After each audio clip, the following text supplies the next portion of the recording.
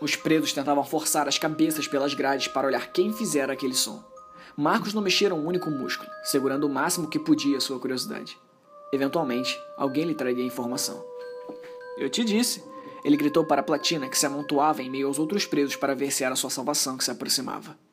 Eles não podiam ver quem, mas reconheceram o som. Eram passos. Alguém se aproximava, caminhando lentamente. Aqueles rostos pálidos e cada vez mais esqueléticos se encheram de lágrimas de alegria. Finalmente viam uma esperança, até que um dos presos, o mais magro, conseguiu forçar um pedaço do rosto pelas grades e viu quem se aproximava. É o Galego, porra! Ele gritou desesperado. É o filho da puta do terceiro comando! O desespero se espalhou em segundos. Eles estavam trancados há dias, sem comida ou água, fracos, vulneráveis. Aquela cela só tinha presos que pertenciam à facção Comando Vermelho. Eles sabiam o que um bandido de uma facção rival faria ao encontrá-los assim. Todos sacaram o que podiam usar como armas. Certa vez, usando a própria vagina como esconderijo, a irmã de um dos presos conseguiu levar uma faca até eles. Não era muita coisa, mas foi o suficiente para gerar outras armas improvisadas para a autodefesa. Pelo menos até que conseguissem negociar com os novos carcereiros. Eles talhavam a ponta das escovas, deixando-as como pequenas lanças. Usavam cadarços de tênis para produzir uma pequena correia que prendia a arma ao pulso. Dessa forma, mesmo que o alvo tirasse a escova de sua mão, ainda assim, ela estaria ao alcance para que pudesse ser pega novamente com tranquilidade e usada para voltar a esfaquear. A oportunidade também gerara novas armas. Ossos dos companheiros mortos eram raspados até que suas pontas se tornassem letais o suficiente para serem fincadas em um possível inimigo. Com o tempo trancafiados, não demorara muito para que se organizassem como faziam do lado de fora. Uma pequena facção com armas para se defender. Não chegavam perto ao efeito de uma pistola 9mm, mas era o que tinham em mãos. Os seres humanos do lado de fora ficariam surpresos em descobrir quantos utensílios do dia a dia podem virar uma arma dentro da cadeia. Com seus objetos afiados e pontiagudos voltados em direção à grade, eles aguardavam no fundo da cela. Os passos se tornavam cada vez mais próximos. A tensão crescia a cada segundo. Eles temiam que Galego estivesse com alguma arma de fogo. Encurralados como animais, prontos para o abate, seria o fim de todos. Então, um homem magro, com cabelo louro encaracolado, apareceu do outro lado da grade. Seu rosto era coberto por espinhas, apesar de aparentar uns 40 anos. Sua camiseta branca, parte do uniforme dos presidiários, estava suja de sangue. Os riscos vermelhos que seguiam para baixo indicavam que foram marcados ali por uma mão ensanguentada. Os presos encararam Galego por alguns segundos. O bandido do terceiro comando permaneceu ali parado, olhando de volta. Qual foi, filha da puta? Um dos presos, chamado CK, gritou. Veio matar nós na covardia? Os presos não sabiam o que esperar como resposta, mas a reação de Galego não poderia de forma alguma ser prevista. O homem magro avançou em direção à grade como um animal em fúria. Marcou como alvo o preso que estava mais próximo, Maria. Ele ainda permanecia serrando a grade veemente com sua lixa, uma faca de pão que lhe cortava a ponta dos dedos sempre que insistia na fantasia de que aquilo era o instrumento correto para lhe lixar as unhas. Antes que pudesse alcançá-lo, um dos presos o puxou pela calça, livrando-o.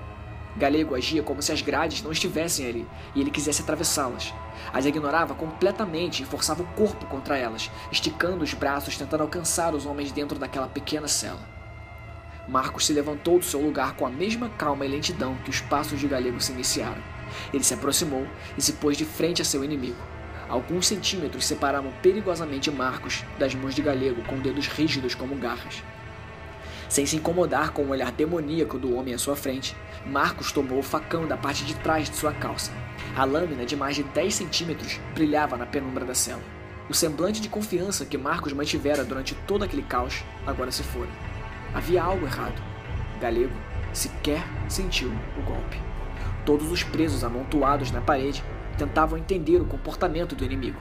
Tentavam entender o que ele queria. Ou onde todos os outros estavam. Tentavam entender por quanto tempo ainda permaneceriam vivos. Mesmo assustado, Marcos não se intimidou. Retirou a faca de dentro da barriga de Galego com violência, fazendo com que um esguicho de sangue espesso manchasse o chão à sua frente, e retornou a enfiá-la. Ele repetiu o ato de novo, e de novo, e de novo. Eles não contaram, mas passaram de 50 facadas. Galego não respondeu com um único gemido em nenhuma delas. Depois de 2 minutos ininterruptos, Marcos se cansou e teve que interromper os golpes. Galego se mantinha com os braços esticados, tentando alcançá-los.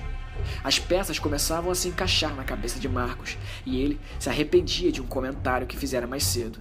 Talvez o mundo realmente tenha acabado lá fora, e ninguém iria aparecer. Ninguém. Gritando como um gladiador antes da luta, Platina se aproximou correndo. Ele levantou um dos pés e chutou o peito de Galego, empurrando-o para longe da grade. O homem magro deu de costas na grade da cela vazia, à frente da qual estavam seus inimigos. Bateu com a nuca tão forte que todos ali puderam ouvir o rachar dos ossos em seu pescoço. Em seguida, caiu sentado e seu corpo tombou para o lado.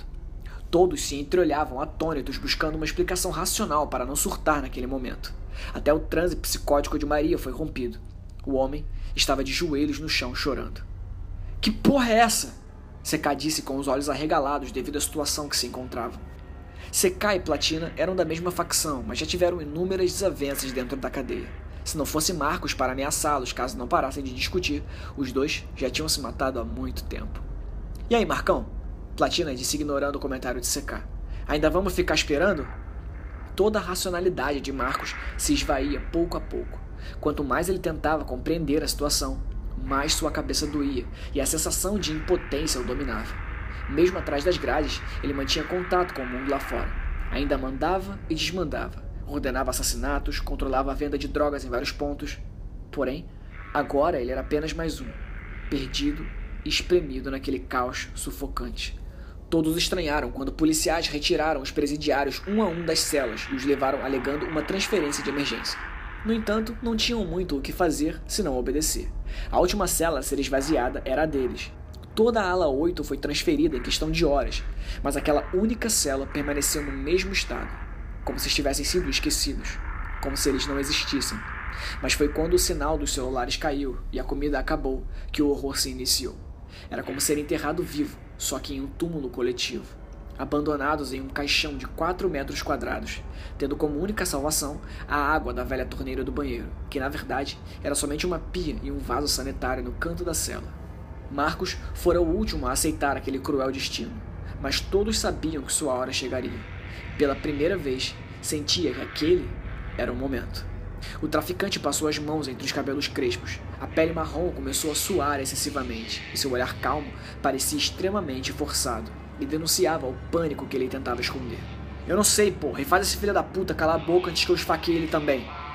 Ele apontou para Maria, que estava aos prantos no chão, como se procurasse algo. "Qual é, Maria?" Seká gritou enquanto dava um chute no coitado, derrubando. "Cala a porra da boca!" "Eu quero a minha lixa!" Maria gritava com uma voz grave, diferente da voz com um falsete forçado que era obrigado a usar.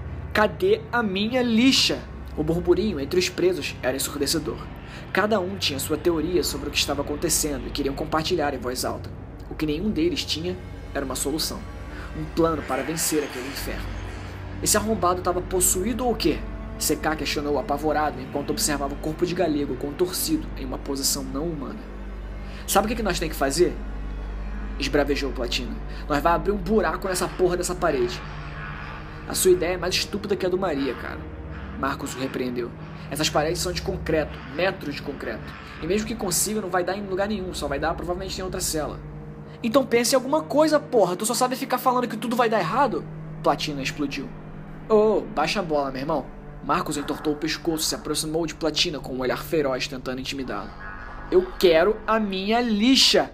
Maria tentou gritar mais alto do que a discussão. "Porra, cala a boca, Maria!" Platina e Marcos gritaram ao mesmo tempo em uníssono. O clima dentro daquela cela já se arrastava de forma insuportável há 3 semanas. Mas aquele era o final derradeiro. Eles começavam a entender que estavam sozinhos, que autoridades, militares ou do próprio crime de nada serviam ali. Os rostos de Marcos e Platina se aproximaram de tal forma que suas testas chegaram a se encostar. Marcos ainda tinha a faca suja de sangue nas mãos, porém isso não intimidava Platina de forma alguma. A morte já lhe tinha sido confirmada. Não tinha nada a perder. "Vocês vão querer criar calma uma hora dessa?" Seká disse tentando acalmar os ânimos, mas no fundo se divertia com o pequeno show que a briga dos dois poderia proporcionar. O silêncio que antecedia a morte de um dos dois era angustiante. Praticamente todos ali já tinham suas mãos sujas com o sangue de alguém.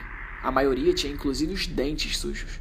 Mas uma morte por um motivo tão fútil, ainda mais em um momento em que todos precisavam se unir, parecia a coisa mais estúpida a acontecer. Aí, rapaziada, um dos presos sussurrou embasbacado. Eu acho que eu encontrei a lixa do Maria. O homem, que devia ter uns 30 anos, estava próximo à grade onde Maria passara os últimos dias.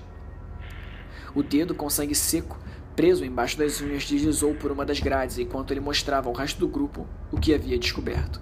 Nenhum deles conseguia acreditar. A lixa de Maria estava presa no meio da barra de ferro. O esforço incessante do preso servira de alguma coisa.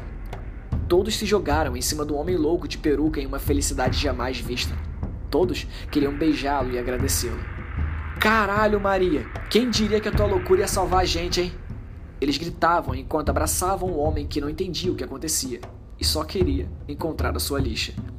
Eles estavam um passo mais perto de sair daquele lugar e um passo mais longe de se salvarem.